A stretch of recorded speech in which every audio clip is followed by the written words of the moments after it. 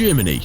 It has been Europe's biggest winner from the past 30 years of globalization. Russia provided cheap energy. Emerging markets provided cheap labor. Everyone who was anyone wanted to own a Mercedes, BMW, or Audi. And when it came to defense, the USA picked up the bill while the Germans devoted all their energy to making money.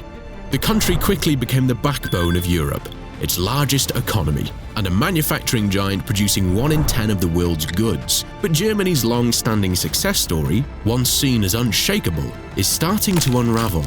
For the first time in 87 years, the country is on track for a third consecutive year of recession. Across the country, there's a growing sense that things just aren't working anymore. German trains, once famed for punctuality and precision, now routinely run late. Last year, over a third of long-distance services missed their schedule, forcing the national rail operator Deutsche Bahn to pay out €197 million in compensation. Here in Germany, officials are investigating the partial collapse of a bridge in the eastern city of Dresden. No injuries were reported, but shipping on the River Elbe has been halted, leading to major disruptions. The collapse of the Corolla Bridge in Dresden underscored the chronic underinvestment in infrastructure across its towns and cities, and soaring energy costs are strangling the nation's industrial backbone. Steel mills, chemical plants, and car factories. The result is a country steadily losing its competitive edge. Over the past 5 years, while the US economy has grown 12% in real terms, Germany's has flatlined. The economic engine has stalled, and its political class couldn't agree on why or what to do about it until now. In Berlin, the new government is promising a turning point. €500 billion earmarked for infrastructure and climate protection over the next 12 years. This ambitious plan may signal change, but to understand why it's needed, we must look back at how Germany built its last economic model in the first place.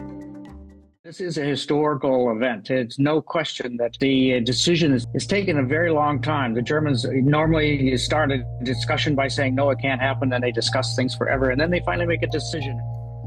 In 2009, the government introduced the debt brake, or Schuldenbremse, amid the Eurozone debt crisis. The constitutional fiscal debt brake had been around since the financial crisis. It used to be really the trademark of many governments under Angela Merkel. Worried about rising public debt and shaken market confidence across Europe, policymakers moved to lock fiscal discipline into the country's constitution. Around the same time, reforms under Chancellor Gerhard Schröder had liberalized labor markets, restrained wages, and prioritized selling abroad as the main driver of economic growth. Together, these choices cemented a model built on fiscal stability and export competitiveness, one that defined the country's economy for the following 15 years, and for a long time, it delivered remarkable success. Between 2010 and 2019, the nation seemed unstoppable. Its economy expanded by almost 25%, and annual trade surpluses regularly topped $200 billion, more than anyone else in the world.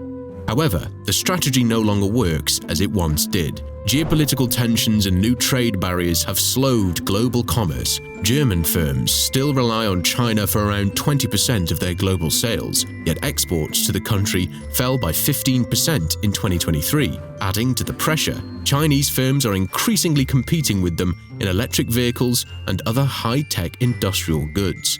The nation's ability to innovate and compete still in the industries of the future is now being put to the test.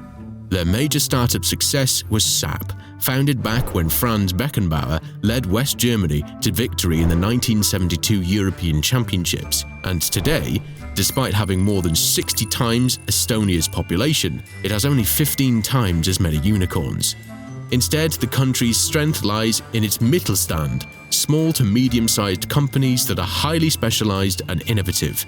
Around 55% of the nation's 45.8 million workers are employed across 3 million SMEs, more than 600 of which are known as hidden champions, world leaders in their fields, recognized only in specialist circles.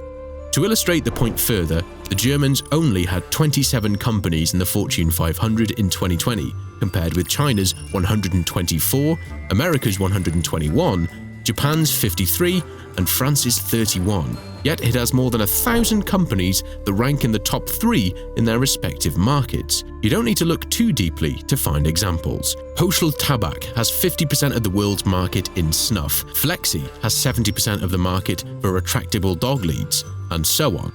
All of this sounds great when global economic winds sail in your favor. However, it can have the opposite effect when things change.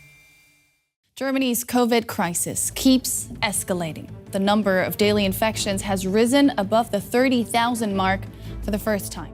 The economic slide began in 2020 when COVID brought global trade to a standstill. For a country built on exports, the damage was immediate. A 10% drop in exports, over 100 billion euros lost, car production down by nearly a quarter, and the sharpest economic contraction since the Second World War. Before the recovery could take hold, a second shock hit: Russia's invasion of Ukraine. Exports worth 20 billion euros vanished overnight, but the real crisis came from the reliance on Russian energy. With over half its gas supply cut off and imports collapsing by 90%, energy prices surged. It takes a lot of power to run a factory, and Germans pay more for it than any of their neighbors do. The impact has been severe. Volkswagen narrowly avoided shutting 3 manufacturing sites, only after workers agreed to a 10% pay cut. Nestlé has announced plans to close 2 factories in 2026, and Intel has put its 30 billion euro plant in eastern Magdeburg on hold altogether. These blows led to May 30th of this year, when Germany's new government, led by Friedrich Merz, unveiled one of the most ambitious economic initiatives in its post-war history. Deutschland ist zurück. Deutschland leistet seinen großen Beitrag zur Verteidigung der Freiheit und des Friedens in Europa. Wir belassen es bei den 500 Milliarden an Kreditermächtigung für ein solches Sondervermögen. At the center is a 500 billion euro infrastructure fund, a 12-year plan to rebuild infrastructure, revive growth, and accelerate the shift to clean energy. It's twice the size of any previous program. The fund will be allocated across 3 main segments. 100 billion euros shall go to the country's 16 federal states. How it's spent will be up to a new agreement between regional and national governments. Another 100 billion euros is earmarked for climate protection and related infrastructure, such as wind farms or building EV charging stations. The remaining 300 billion will fund federal infrastructure projects directed to the central government. Things like transforming the rail network and rebuilding hospitals, schools and universities for the future. Changes that people can actually feel in their everyday lives. Whether this plan succeeds or not, the nation's next chapter will depend on more than money alone.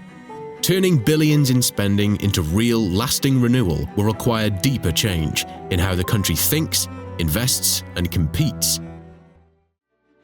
The outlook is far from hopeless.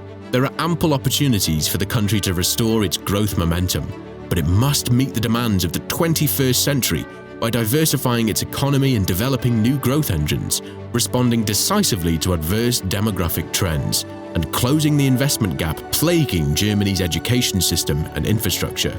Clinging to what worked in the past is a surefire recipe for continued economic stagnation.